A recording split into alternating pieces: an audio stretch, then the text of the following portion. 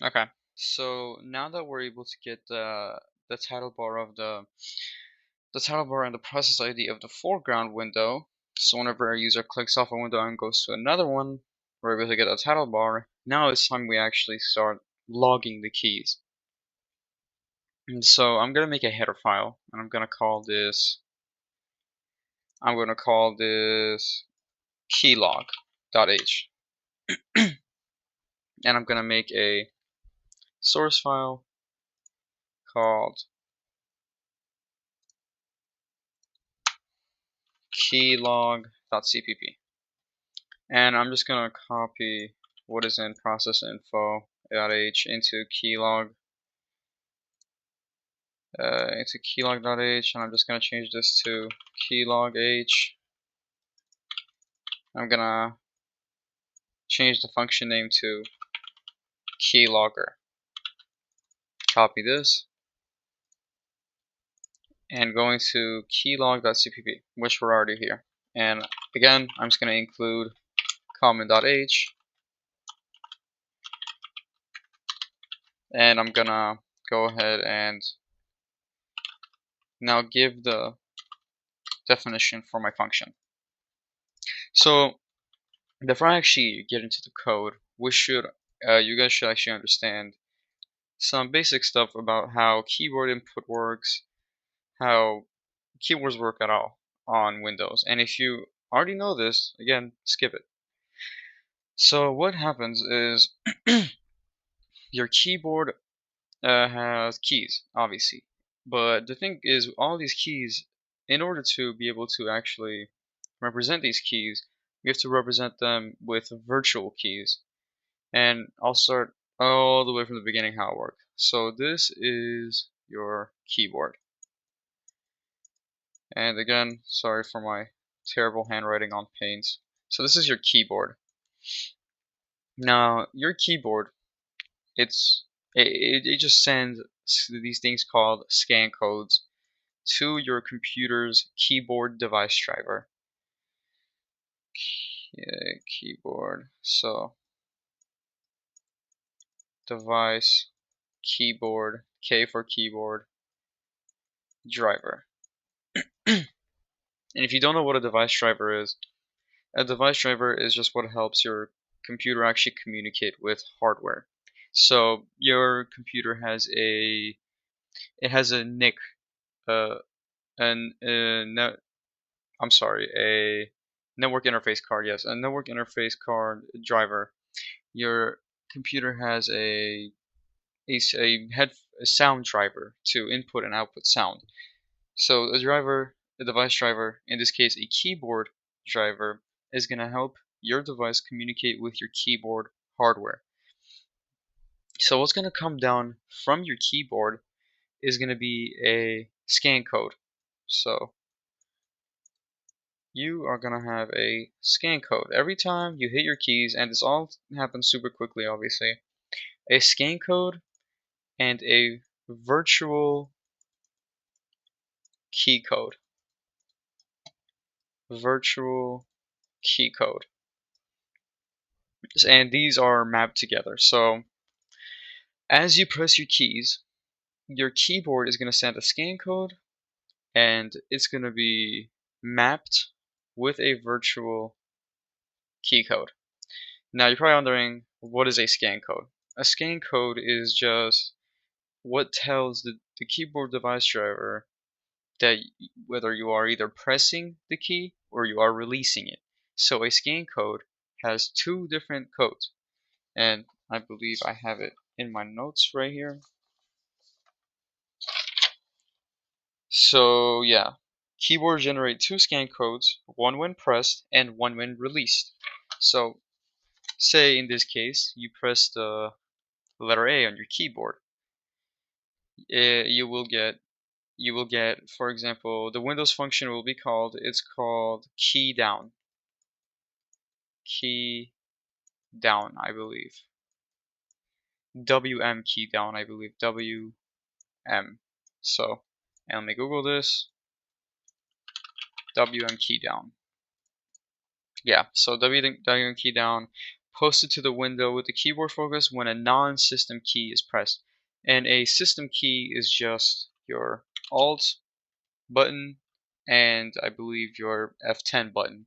So a system key is just anything that's not the Alt, essentially. And we can actually check this with sys key down. Posted to the window when the user presses the F10 key or holds down the Alt key and then presses another key. So yeah, let's say WM key down and it's mapped to a virtual key code. What is a virtual key code? A virtual key code is it's just exactly what it sounds like. It translates into the key you're actually pressing. So let's say A. Now obviously this doesn't come to the device driver as A, it actually comes in a hexadecimal value. And I believe A is OX41. I am not too sure. Yeah, OX41. So when that's clicked on your keyboard, it sends it to the device driver as OX41. And this gets sent to your keyboard. I mean your keyboard device driver. Your keyboard sends the scan code, the virtual key code, and the device driver obviously translates it as it is coming in and sends it to the appropriate window with the keyboard focus. So if I am right here and I click A, and this all happens super quickly again, WM key down and OX41 is sent to the proper window, which in this case is Mozilla Firefox. So what we're gonna do essentially is we're just gonna log these keys that are being typed. But in order to do that, we have to actually call. We're gonna have to use some Windows functions, obviously. So let's get into that. Now we'll be using the getAsync key state function. The getAsync key state function, it just determines whether a key is up or down when the function is called. And whenever the key is pressed or held, getAsync key state will actually alarm us. It will tell us. And if we you can read further in the documentation, getAsync key state. Yeah, whether a key is currently up or down. Pretty simple. Okay, so now that we have the basics down, we can actually get into the program, I guess. So we're gonna first start off with logging the system keys, I believe. We can either start, it doesn't matter what we start with, but I'm gonna start with basic buttons first, actually, to get you a better understanding of how this code works. So let's say the left shift. If you want specifically left shift, you can go ahead and log the left shift. But I'm gonna look for VK shift. And VK shift should be around here. So delete, select, accept. Yeah. So VK shift, and in hexadecimal that is OX10. And I'm gonna put this into a while loop. So while this program is running, we're gonna go ahead and do the code below. Now, and return 0 right here because this is an integer function. So VK shift.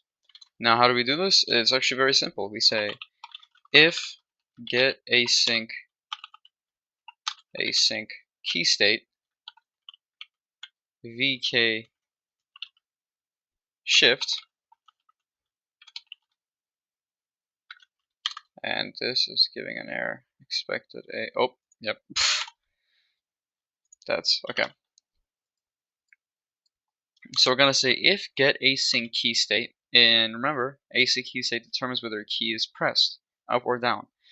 So we're just saying if getAsync key state VK shift. So if the shift button, if shift is pressed on the keyboard, we're gonna do something.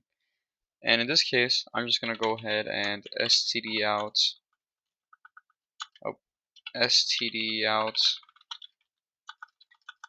shift. So I'm gonna say shift like this, and std and L. And I'm just gonna show what this looks like right now. Include keylog.h, and I'm gonna go ahead and call keylogger, the function. And I'm just gonna comment out processes for this demonstration. So I'm gonna run this, and this is our command prompt. Nothing is happening. I'm gonna press random buttons. I'm gonna press H, Y, U, nothing. But if I press Shift, okay, we should fix that. So I'm just gonna say while true if async. I'm just gonna sleep for 110 milliseconds, so it doesn't log it uncontrollably. So if I click Shift now, if I hold it, you'll see it keeps going. If I click Shift, it will actually log me clicking Shift. And I'm gonna put this sleep.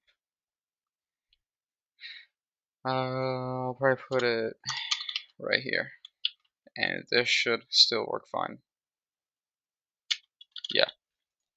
So now you know how that works.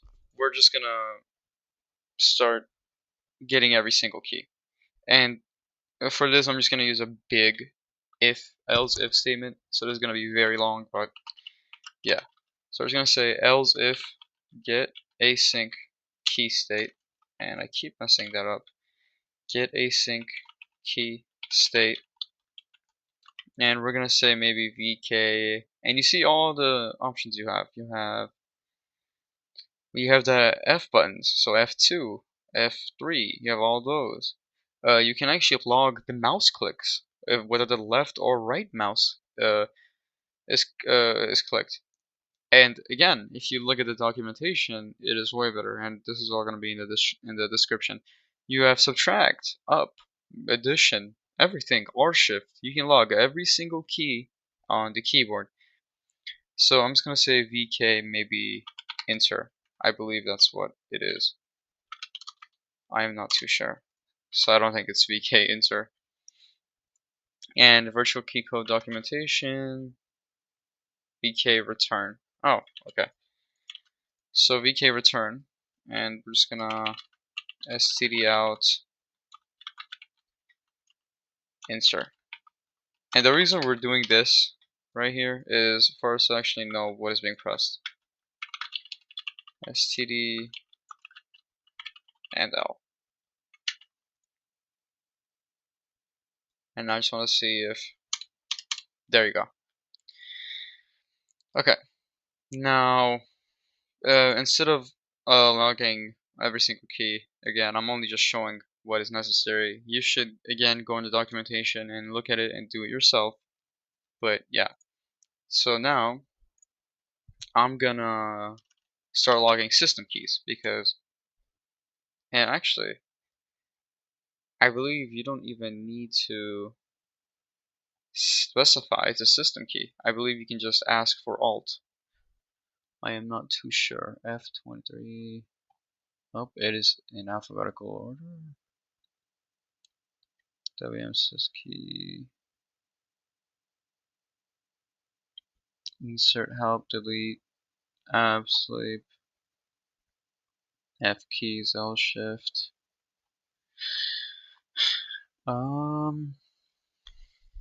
Wait. Virtual key codes, system keys. Oh.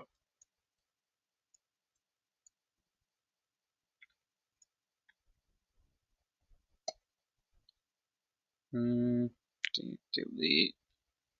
Why do I not see alt here? Tab key. Oh, there it is. Okay.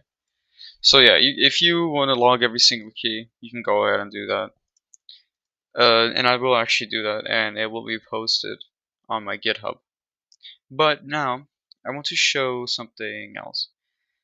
And if you look at the 0 to 9 keys on your keyboard, and A to Z, obviously these are the most used keys, but As you can see, there's only hexadecimal values here. So what do you do? I'll actually show that. It's super simple. It is the exact same thing as you normally would. So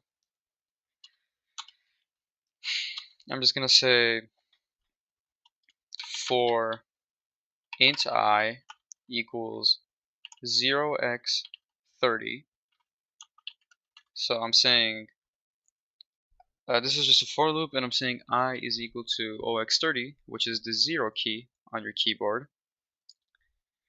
And this is just a faster way to do it. If you want, you could do a big chunk of if statements, but I'm gonna show how to do this in a better way. It actually took me 2 hours to do this because I have no idea, but yeah. So for int I equals 0x30, I less than or equals to 0x39, and that is the last value right here. So and that will be the 9 key. 0x39. Invalid hexadecimal. I think we can just ignore that. Yeah. And we're just gonna say increment. So what this for loop is doing, and actually let me remove the spaces here. So what this is doing is it's saying I is equal to 0x30, while I is less than 0x39, add I, increment I. So it's going to go 0x31, 0x32, 0x33, 0x34, 0x35. You get the point. So it's just incrementing all the way to 0x39. And we're going to say keys is equal to, actually no, I'm sorry. We're going to say int keys, and just going to declare that. And we're going to say keys is equal to I minus 0x30. And we're gonna out keys. And actually, this should be key because it's a single key being pressed. So int key. Or I'm sorry, yeah. std and l. Now, so if this works, it's we're just initializing the integer key, declaring it. I'm sorry, and we're saying key is equal to I minus 0x30. So I, the current value, and what if I is being clicked, which actually I forgot to say, if get async key state I believe, oh, forgot. So if get async key state I, so if this works, we're declaring integer key and we're saying if I is pressed, and I is everything between I could be 0x30 to 0x39. So if 3 is pressed, in this case 0x33, if 3 is pressed, key is equal to I, so 0x30 minus 0x33 minus 0x30. And the reason we're doing this is because it's actually pretty self-explanatory. We are subtracting the key that is being pressed by 0. So the key doesn't change. So we're just saying if 0x35 is pressed, we're saying 0x35 minus 0x30, which is 5, is equal to key, and we are just outing that key that is being pressed. And if I run this, should give no errors. I'm gonna click random letters, nothing's gonna happen. I'm gonna click 6, and as you can see, 6 is being logged. And this speed function, you want to change this according to what you want, according to your needs. See, because if I type 94562871 and I click 1 twice here, I believe, this if they type super quickly, like something just absurdly quick, which I won't do, it won't actually be able to log all those keys. But this is the perfect speed I found, and it works just fine. And I type super quickly just then, and the average person does not type faster than that. And so the reason I wanted to log shift specifically is I want you to see. So let's say they are clicking a special value. I'm gonna click 5 and it's 871. Now the average person doesn't let go of the shift key immediately after they're done with the last special value they type.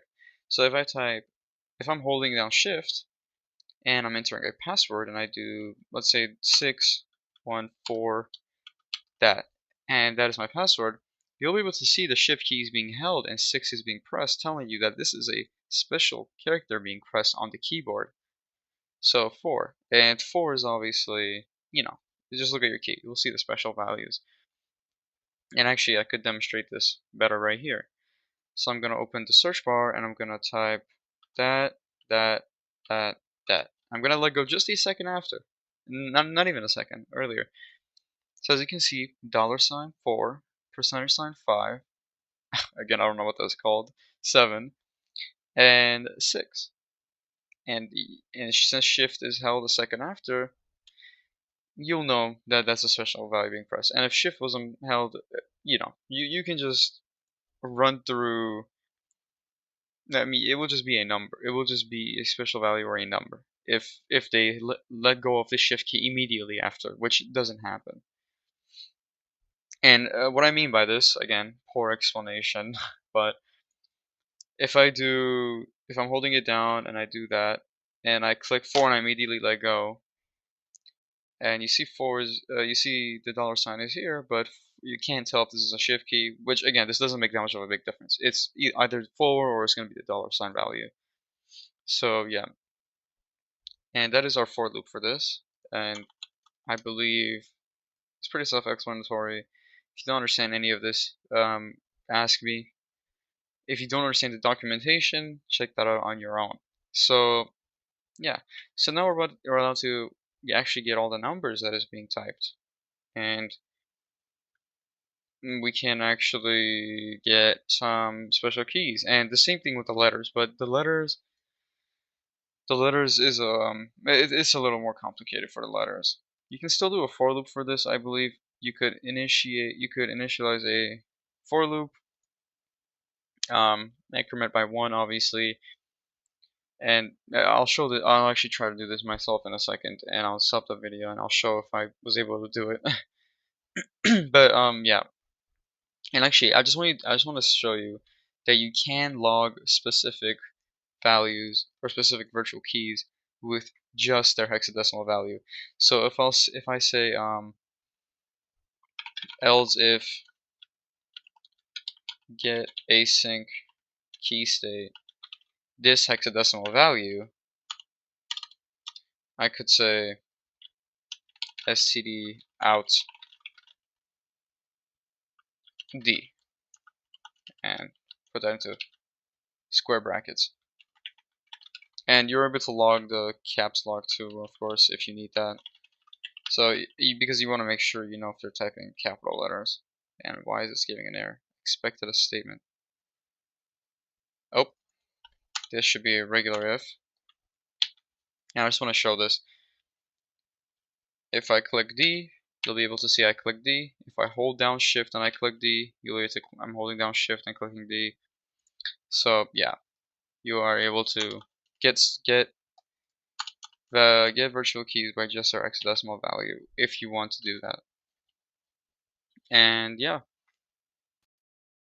okay. So I was able to actually implement the same for loop as I did for the numbers, and just for the letters, the alphabet, obviously A to Z. So just a for loop saying int C is equal to OX41. It's going to increment until OX5A, and OX5A is Z in hexadecimal value. And I declare I key that will hold 26 elements, the alphabet, and I'm just saying if get async key state C. So if any value, if any key from OX41 to OX58 is pressed, you're gonna do char C key is equal to I key C minus OX41. And if this is confusing, that's totally fine. I'm gonna try my best to explain this right now. So the way this works is it's saying I key, the element of I key, as you can see, we're using square brackets because that's how you manipulate elements inside of chars in C, C++, whatever. Java, I believe too. I'm not too sure, but this is how you do it in every language, I think, actually. So we're just saying the element of I key C minus OX41 and C. Let's say the D key is pressed, and D is OX44. So let's say the D key is pressed, OX44. We're going to subtract that by OX41, OX41, and we'll get OX3. So it's saying the element of I key, in this case 44 minus OX41, which is 3. And 3 is the letter D, because 0, 1, 2, 3. And the reason we start with 0 is because that's how code works. Code starts at 0. The first element is always 0. So this is just one way I actually figured. I actually couldn't. I actually got this wrong. This sentence, this line right here. I had to ask ChatGPT for help. But yeah, and it's just saying the element is a C key is gonna equal to the element of I key C minus that. And just another example, if this might still seem confusing, let's say OX46. Or let's just do something better, OX40, OX42. So let's say the B key is pressed, it's going to do OX42 minus OX41, which is going to equal to 1, and 1 is B. And it's able to log. Okay. So if you remember in the main function, I say we call the processes function and the keylogger function in order to run the program. If you do that, what will happen is it won't work because these are both in while loops. Both the keylogger and the processes is in a while true loop, which means that while the program is running, it's gonna keep running this. And in here, if you know how C++ works, it works from a top down, so it just executes code until it goes down, until a function is called or a jump statement, whatever. So what will happen is it will just get stuck in the processes function. So if you just call processes like this, let me put it in a better place so you can actually see. So if you call processes like this, it will just get stuck in processes. And your first idea might be to just, okay, we can just take it out of the for loop or the while loop, but that won't help. And if we actually take it out of the while loop, it might not work. And the reason I said it might not help is because this will conflict with the keylogger function. Because as this executes, it's gonna wait five seconds, which means it actually will not return, and this won't run for 5 seconds. So a solution I came up with is to run these on different threads. And if you don't know what a thread is just it's pretty much like a path of communication with your CPU. So this is actually, let's make this a circle. I guess it's a decent explanation. You can do more research if you'd like. So this is the CPU, and this is our VS application, and it is just this is one thread. It is a path of communication between them. So what you can do is you can have this application run on 2 threads, for example, and this is multi-threading. So what this will do is it will run the processes function and the keylogger function on 2 separate threads. So now they will not conflict with each other. And I actually checked this in Task Manager. And there wasn't much CPU usage. It didn't cause any conflicts with the machine. And yeah, and the join method just tells the main function to just wait. Like, don't go back to the main thread until these are complete, which they will never complete because they are in while loops. And if I go here into search and I type hello, I love code, and if you remember, I said if you type too fast, it will have certain conflicts. Okay, so I made some changes to the keylog function and the main function. It's nothing big. I also imported string, include string into common.h. I'm not sure if that was included before, but that's included now. So the change I made to the keylogger function is the speed argument. Instead of passing in a static speed here, I actually made it an argument. So you can actually come in here. Actually, let me debug this for a second. Okay. So you can actually come in and you can do keylogger 1.exe and you can pass in the speed that you'd like. So 45 is obviously way too quick because if I type hello, right, way too fast. But again, that's for you to decide now. You can come in and say keylogger 1.exe, and let's say you did some reconnaissance on your user. Maybe you used this file on them for a few hours and you realize they type too slowly. You can come in and change this to say 130 or something. And if I type hello super slowly, it will render better for slow typers. So this is for you to pass in. So over time, when you keep using it, you'll actually understand how fast they type. Now, the main function, this might look intimidating, but it's just a few changes. I passed in int argc and char argv. And argc, if you are not familiar, it just keeps track of how many arguments are actually passed. And argv are the actual command line arguments. So argc, we're just saying if argc, so if the number of arguments passed is less than 2, we're going to print the usage. So let me actually demonstrate this. If I do keylogger 1.exe, it will actually print just the usage. And actually, I'm going to just go ahead and put this here also, just so the user, actually, let's just delete that, yeah. Oh, no, actually, let's keep that there. Let's keep that there. So I'm just going to put these here, copy pasting these, nothing special. Save this. So we're just saying if the amount of arguments are less than 2, we print the usage. And you're probably wondering why less than 2. Again, if you aren't familiar with how arguments pass into the command line work, the first argument is actually when you type keylogger1.exe. That's actually the first argument. Now anything past that, that's the second argument. So this will be the second argument. So yeah, and if that's not the case, we move down and we say if we declare string arg1 and we say that's equal to the first command line argument. If you remember, I said argv are the actual command line arguments. So string arg1, argument 1, is actually equal to the first command line argument. So keylogger 1.exe argument, this is argument is actually the first argument, the first command line argument.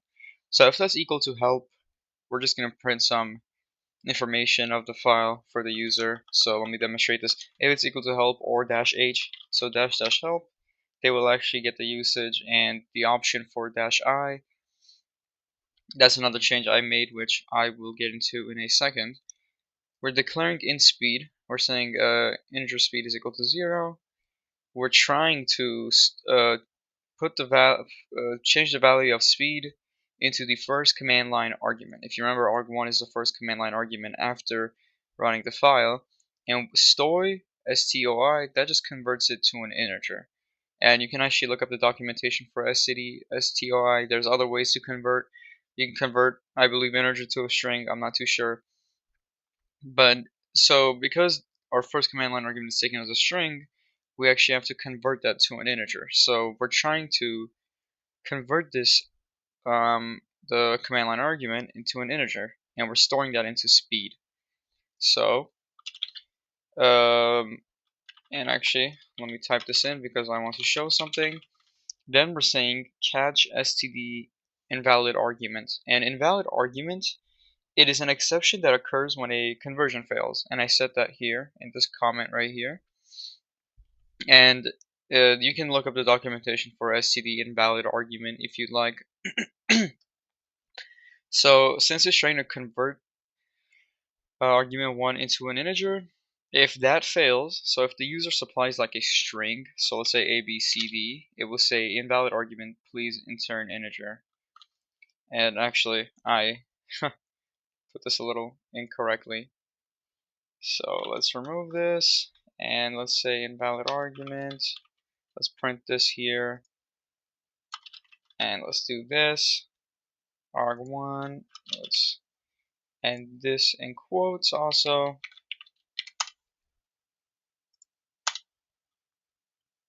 And let's do that. There you go. And actually remove that also. So if the conversion fails, if anything other than an integer in this case, because it's trying to convert to an integer, if anything other than an integer is placed, so like a special value maybe, let's do keylogger 1.exe and a random special value.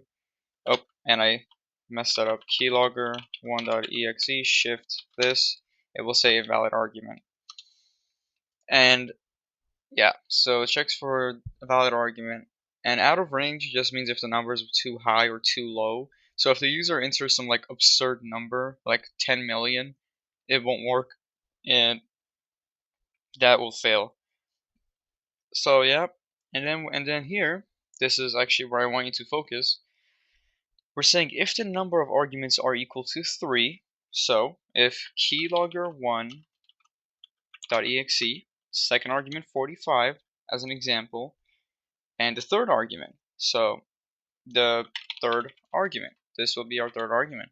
So if the amount of arguments are equal to 3 and string argv2, our second command line argument, is equal to -I, so if there is 3 arguments and our second command line argument is equal to -I, we're gonna actually run keylogger and the speed. And if you remember, speed is here. It's being converted. That's our command line argument. So keylogger, we're running it with the speed function. With the speed parameter. And we're running the processes also on separate threads so they can actually run together at the same time with no errors. And if none of this is the case, now this obviously is not a if-else statement, but yeah. So if it's not 3 arguments, if it's not less than 2 arguments, so if it's 2 arguments, it's only gonna run keylogger, and that's it. So by default, keylogger.exe, let's say 110, this will actually only run the keylogger. So if I type hello, it's me, as you can see, it's only running the keylogger. But if I do keylogger 1.exe 110 and I actually pass in -I, this condition right here, I'm gonna highlight it. If I pass in -I, I'll actually get my keys. So hello, it's me. And let's go into Firefox, Mozilla Firefox. Let's go to Facebook, and if you just if we wait a second, as you can see, now we're actually getting the window bar title along with the keylogger. And I actually set this to yeah, I actually set this to a 15-second delay because that's what I found best. But on my GitHub, I'll make the change right now, and I'll come back to the video. Okay, these really are. This is really the final touches I put. So in the processes function, I put the delay parameter. Oh, and I forgot to mention in the last video, I tried to compile this and I got an error, but make sure in your declarations you don't forget to put int that parameter also. But anyways, so I pass in the parameter int delay, and the sleep function will actually take the delay argument, similar to the keylog function. And in the main function, I know again this might look intimidating, but all I did was I made a new function that actually handles the error handling of the speed and the delay arguments.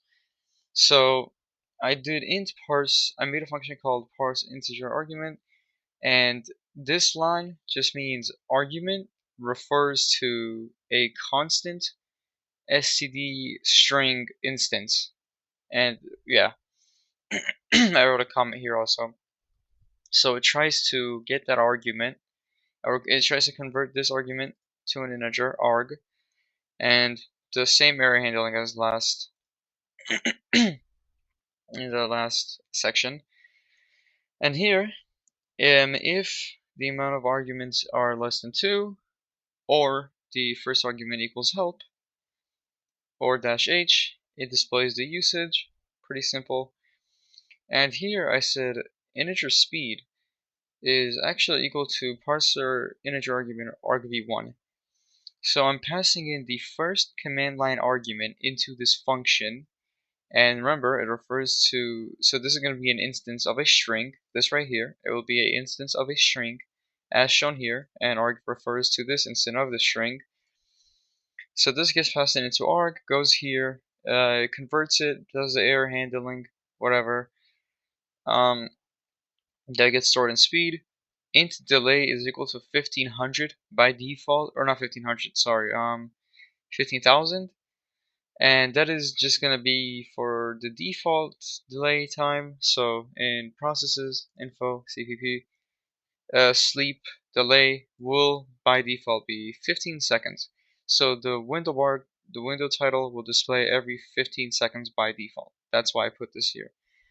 And here I'm saying if the amount of arguments are 3, and our second command line argument is equal to -i, same as last video. And this is kind of like this second line right here, this is kind of like a but statement, if that makes sense. So if it has 3 arguments and it's equal to -i, it will start the thread with the keylogger and the processes with the default delay speed. But if you actually provided a fourth argument, or if there's a third argument, so if there's 4 arguments, and delay is going to equal to this function again, but it's going to be equal to our third command line argument after -i. So if there is 4 arguments and our third command line argument, and if there's a third command line argument, it will actually run processes with your specified delay speed. And actually I'm going to demonstrate this right now. So keylogger1.exe, right, 110, and just -i with no third command line argument, and it's gonna take 15 seconds before it displays the window bar title again, right? But if I do keylogger1.exe and I do -i and I set it to 1000 milliseconds, so 1 second, and I forgot to give the first argument, so keylogger1.exe, the speed of the keylogger, -i, and how often the window bar title appears. And as you can see, the window bar title is now going to appear every second because 1000 milliseconds is 1 second. So you now can. So sorry for the abrupt ending in the last video. I had to edit something out, but yeah, you can now edit the delay speed of the process info function. And yeah, that's it.